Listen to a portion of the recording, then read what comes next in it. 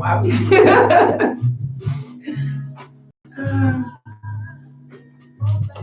All right. Live on that. I don't need this because I'm not on the mic, so y'all can see. You out? Oh. I'm gonna leave. No, like taking a rubber. No, I gotta start y'all up. Oh. Just trying to not be in the joint and get y'all. We live too, so. Oh, let's go with it. Let's go with it. Welcome, welcome, welcome. All that's tuning in. No, I'm ready. Just YouTube. They're still tuning in, ain't you? Y'all still tuning in? Welcome. You have Jay Monet here and Nicole Spain, like the country. hey now, how we travel? I get forget. This is the RealSh No Joke Show, and it's all about sharing hope and harmony through healing with a whole lot of humor. Whole lot. Don't think it's too serious because we ain't on the radio. Oh, we get here. This one live. So you have to do that all over again for the radio. And they gonna get it all over again. Ow! Ain't nobody playing. This is real. And like I said, so look, we're here to have fun with things. We won't just talk about. We're gonna talk about us. We're gonna talk about people. We're gonna talk about places and things. Life. And laugh about it. Stop being so serious. I understand that it's necessary, but if you can find a way to have a silver lining, that rain don't seem so hard and heavy. Right. Hey now. So tell your friends to tune in, tell your family to tune in and tune in. Sit back and let's enjoy this thing. We're taking a journey.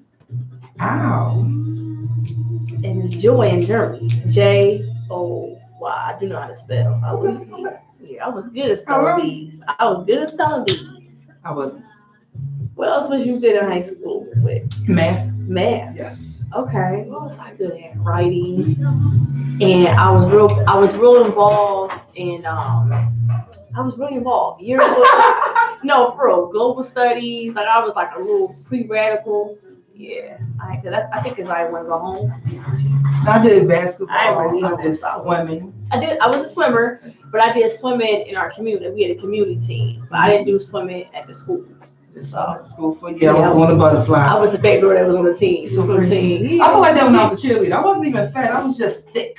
I was and tall than everybody else. And tall. Thick. Was you tall too? Yes, and lengthy and shit?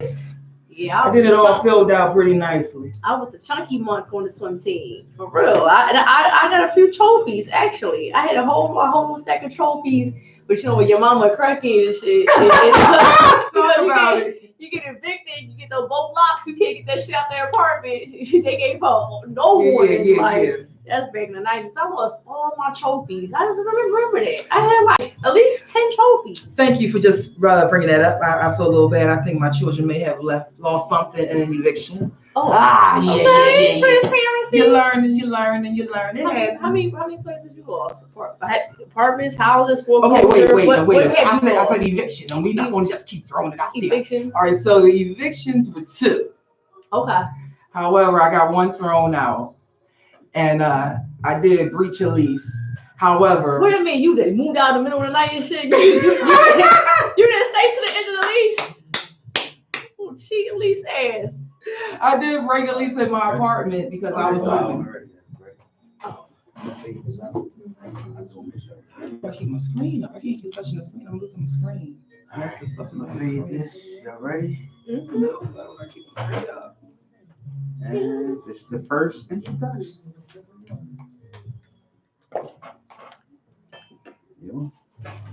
Hey now. Hey. Welcome to the RealSh No Joke Show. No joke. Hey now, you have Jay Monet. No joke. Sorry. And who are you? I don't know. I think they named me Nicole Spain. Hey now. What's up, Nicole? What's up? What's up, listeners and viewers? We thank everybody for checking in. We thank y'all for tuning in. We ask y'all to just sit back and take this journey with us.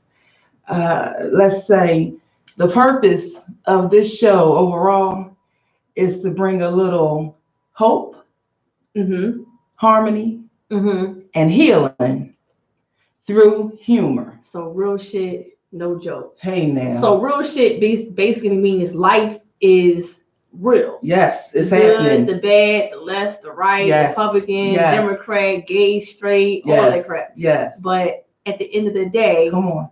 We know it's, well, we say it no joke, but because we're comedians and we talk a lot of shit, it really is, at the end of the day, that all this shit is a joke. Yes. All of it. Some call it the Matrix. Yeah. Yes, yes. Now, so we're going to be on air every first and third Thursday from 6 p.m. to 8 p.m. Catching y'all kind of during your rush hour in between you getting home cooking or going on a date, or some people actually it's working. Some people do this shit. Working. We're working. This is our first show. Yay! And my name is Nicole Spain. This is Jay Monet. And how do we know each other? How did we meet? Through comedy. Do you remember the first time we ever met? I'm not gonna lie. I'm gonna say no. That's real honesty. Real shit. That's real it. Shit. Real shit. I'm trying to think. I met you. I don't know if it was Warm Daddies or it was another show. It was before. It's been like I've been a comedian for I guess almost 3 years. Right. And as a comedian, it's almost like God. Like everything in life is like a blink of an eye. Yes. It's like that's really nothing. It's really like I'm like an embryo, very new, humble, growing, learning. How long you been doing comedy? Almost 3 years. So we almost at the same time. February, so we started 3 years. Okay, I started in February too. So we kind of started around the same time. I feel like I mean, I gotta get over it, but I think I might have somewhat started seeing you initially at Warm Daddies. I was there last night, a hot fucking mess. I was there. I think I started seeing you there, and I think it was some shows. Obviously, you know what I mean. And I would say, like, I'm not the biggest gossiper. You know, everybody talks. I'm more of a talk shit type of person. Okay. You don't know how I dress, I'm gonna talk shit about you. If you funky, I'm gonna talk shit about you. But I'm not gonna talk shit about your key issues or your business or rumors and shit like that. Because I don't be knowing what shit is really true and what's not. I don't know. I know I'm a hot ass fuck up. You know. But one thing that I remember about you, we talked about this earlier, is that what stands out about Jay Monet is that she has a cool energy, always positive, consistent.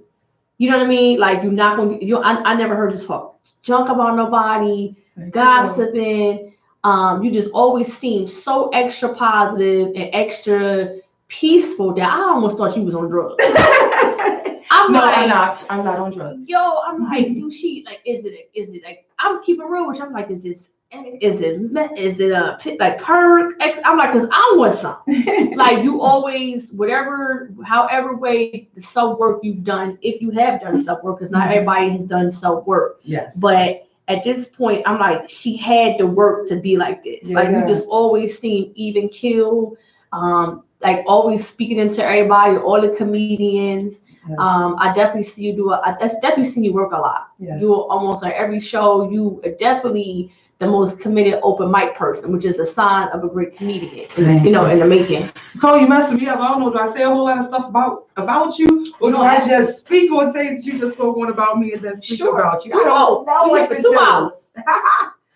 Well, first of all, I'm gonna say thank you. And anybody know me, I say high five to God all the time. High five, Lord. Thank you for seeing that and receiving that, because that's real stuff. No joke. Let's go with the basics. Why I came to comedy, real simple. I came to comedy because I was tired of crying. I was tired of crying about life. And that was working in corporate America, going to work, being there on time, staying late, leaving the kids with the neighbors, going to church, paying tithes, doing benevolent offering, picking up the food, groceries, being the best friend you're supposed to be, and the freak in the bed. So you was a wife? Professional. I was the wife, I was the girlfriend, I was a little bit of everything. Damn. And then that's real stuff, because there's a lot of us out there working and grinding just that hard, and you feel like it's almost in vain. You're not getting much back, and you begin to ask yourself why. And that's what I did. I asked myself why for a long time. And a lot of times I said why, I said it with a cry. And I got tired of crying. I just wanted to laugh. I wanted to laugh back with life. And that's how I came to comedy. And it's a daily process. I think of myself almost in sobriety as someone that's on drugs. I told you, I thought you was on drugs because you so fucking the same That's energy real. consistently all the time. But that is, but you're not. That is, you're on comedy. You're on. That's a reconditioning of my mind. That's a reconditioning of my thoughts. I'm tripping. This first time I'm on this TV thing, guys. So forgive me. I don't know if I should be looking at y'all or if I'm supposed to be looking at my girl or looking all around. So I'm kind of every which way. But like, just like nonetheless, it was just about reconditioning my mind, reconditioning my thoughts. A lot of times we go through life and we put up these walls. And anytime the situation happens, we already have an outcome, what's going to be. And a lot of times it's a negative outcome. And I got tired of thinking about the negative possibilities. And I decided to see what the positive, thank you, Lord, possibilities can be. And I recognized the more and more I did it consciously, the more things began to change in my favor.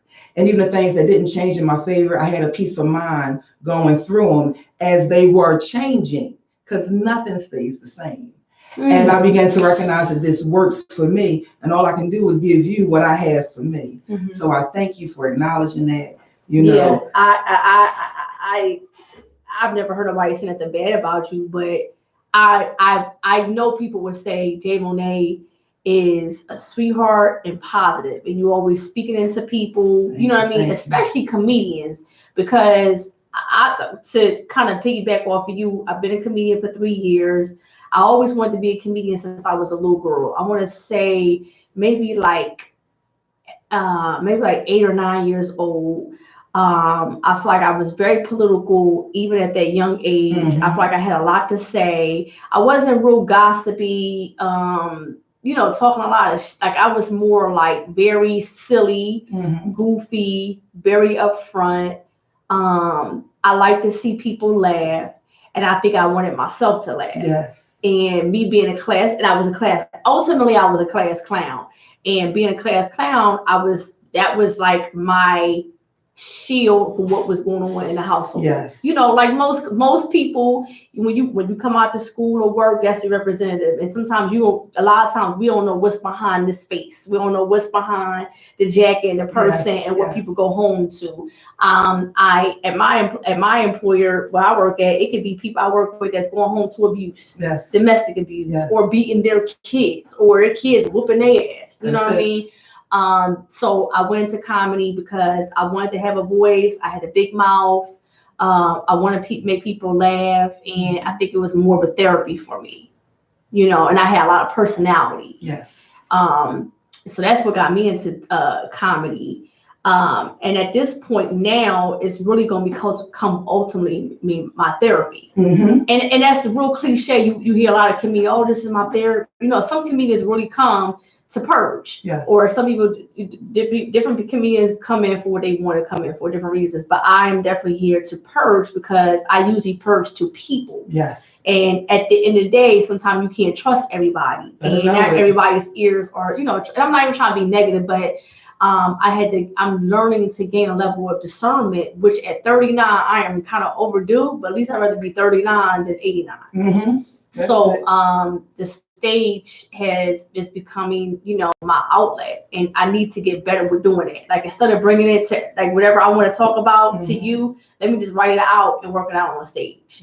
Because that's, everybody knows. That's, if you know, you heard it on stage, whether I bombed or did good or not. So we both comedians. We both been in the comedy game for 3 years. How would you describe the comedy, Jay Monet? You are always so on point. I was just thinking about that. Oh, sorry. No, what's sorry about what, gorgeous? Hallelujah. Hey now, I was just thinking about that. Just looking to give y'all guys some direction with the show.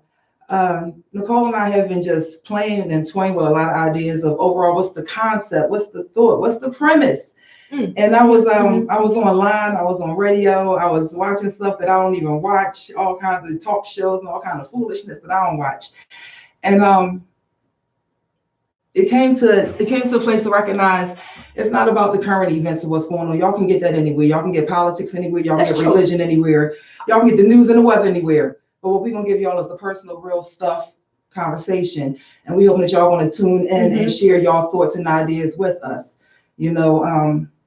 It's off the beaten track. So just enjoy. My comedy is living real life situations. I didn't grow up thinking about being a comedian. I am a Capricorn. From what they tell me, that's the coldest sign in the book. We are diehards about getting the job done. We don't smile often. We are go-getters. We don't have time for the foolishness. And they tell me instinctually that is the way in which I am.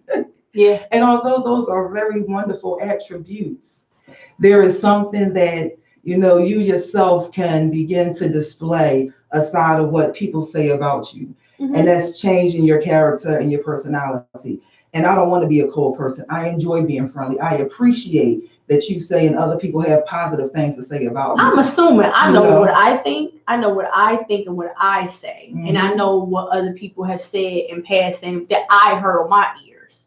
You know what I mean? And I think someone's like, but she's so even killed it. Like, is she always high? Like, you know what I mean? Like, is she, you know, what she got? What she's smoking? Because I want some.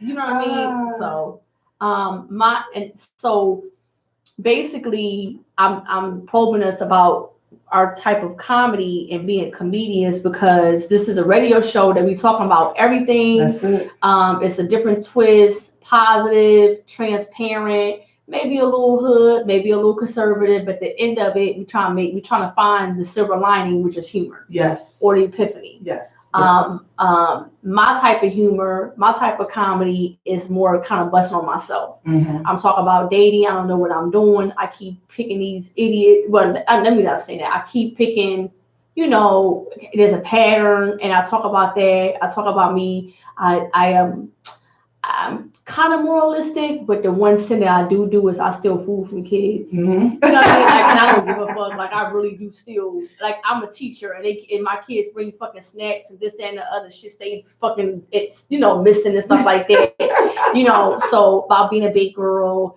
I'm in the social work education field, so I got a lot of jokes about. So it's about my career. It's about dating. And lately, I'm writing more about my background. Nice. Like, you know, how I was raised, who I was raised by. You know, we all have that unique story.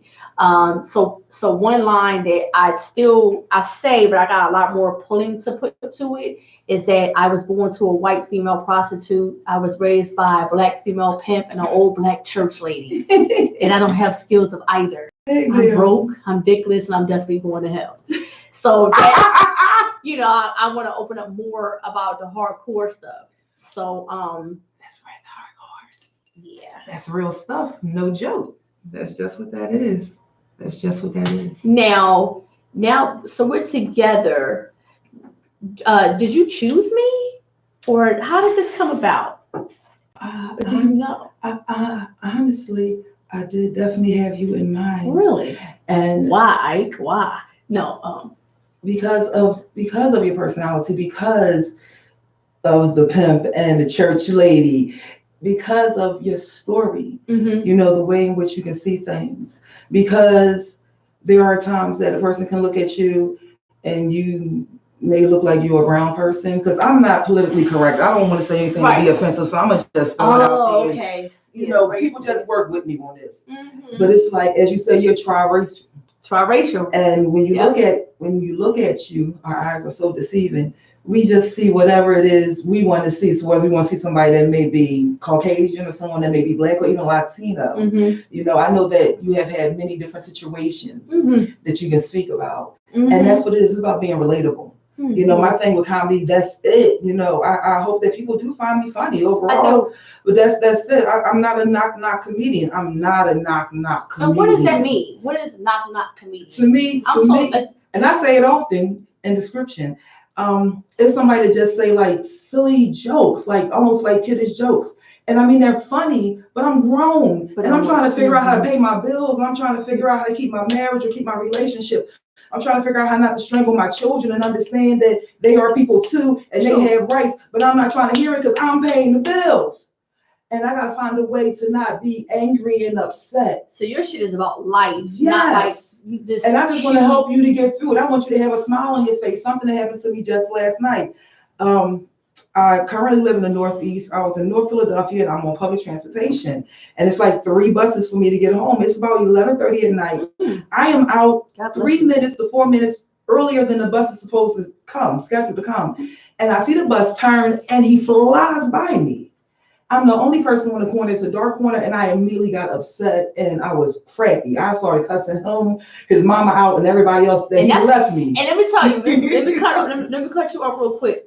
If I was to see you do that, that would surprise the shit out of me. I have never seen you get out of pocket. And I think lately people are not used to me getting out of pocket, but I've been speaking the fuck up lately. You know what I'm saying? We don't do it. So you saying you just went off for the wall? No. He rolled by me. I went off to my.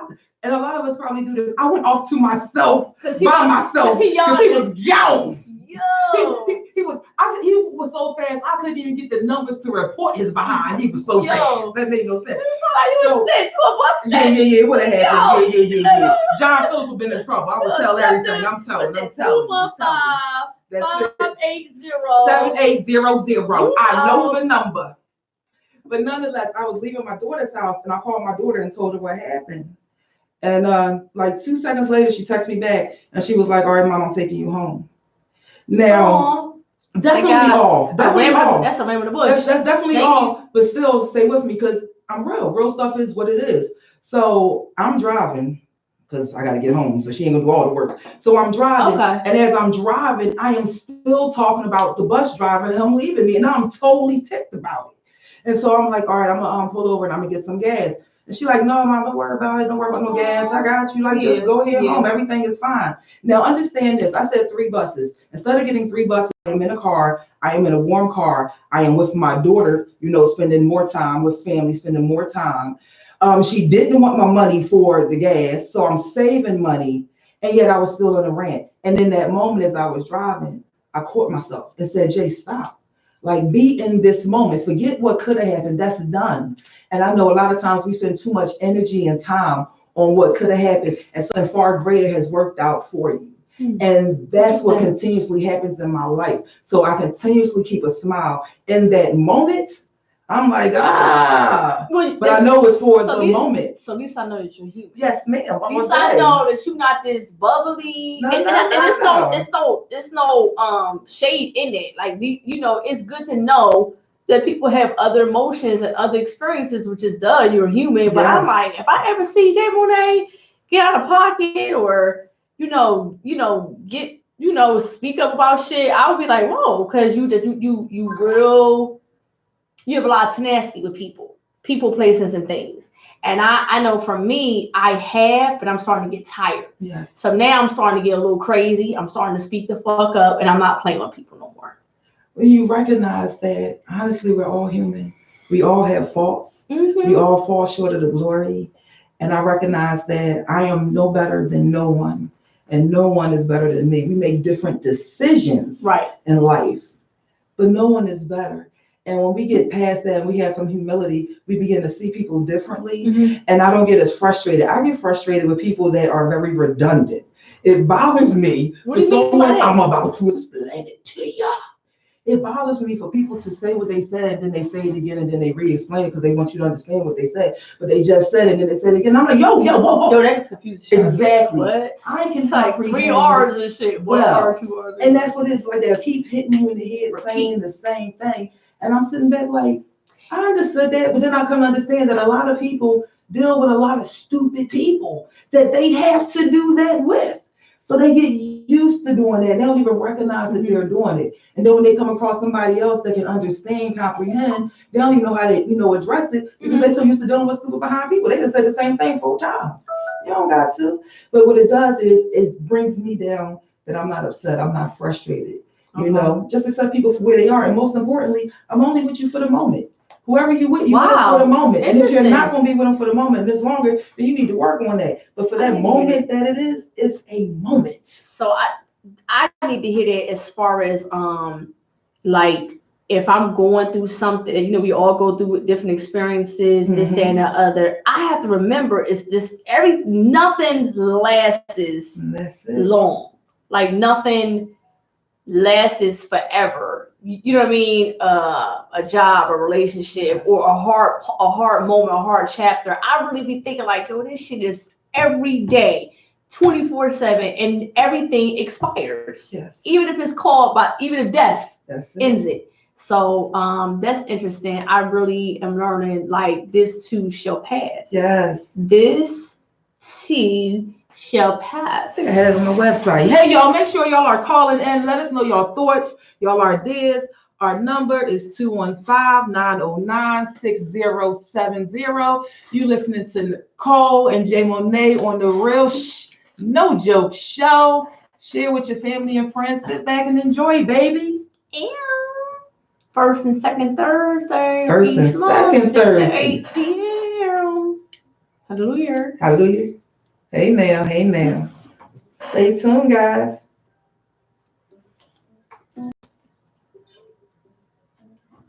Last is forever. You know what I mean? A job, a relationship.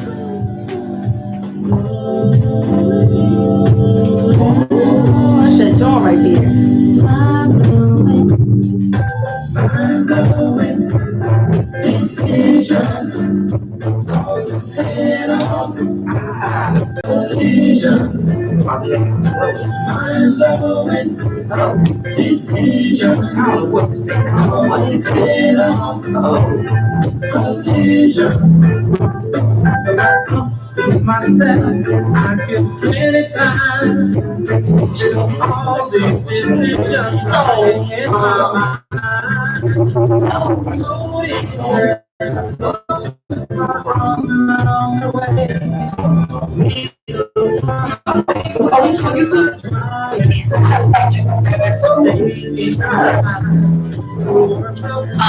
We want to